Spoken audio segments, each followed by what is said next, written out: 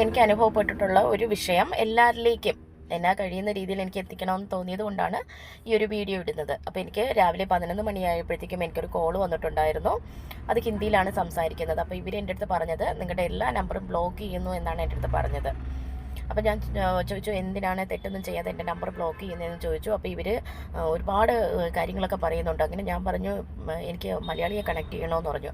മലയാളിയെ കണക്ട് ചെയ്തോളാം. അവരെന്നെ മാക്സിമം അവരുടെ ആ ഒരു ട്രാക്കിലേക്ക് കൊണ്ടുവരാൻ വേണ്ടി ശ്രമിച്ചുകൊണ്ടേയിരുന്നു. കാരണം ഞാൻ സ്ട്രോങ് ആകുമ്പോൾ അവർ കൂടുതൽ അത് മുറുക്ക പിടിക്കും.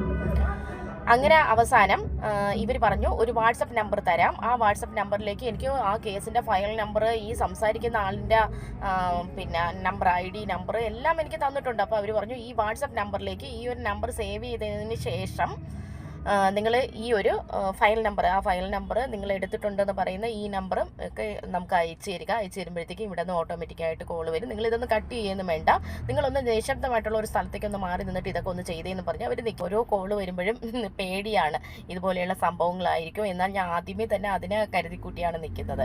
ഇങ്ങനെ നമ്മൾ കരുതിക്കൂട്ടി നിന്നിരുന്നാലും നമ്മളെ പെടുത്താനായിട്ട് ഇവരൊക്കെ മറ്റെന്തെങ്കിലും മാർഗ്ഗങ്ങൾ സ്വീകരിച്ചു എന്ന് വരും. അപ്പോൾ അതാണ് ഇന്നത്തെ നമ്മുടെ ലോകം എന്ന് പറയുന്നത്.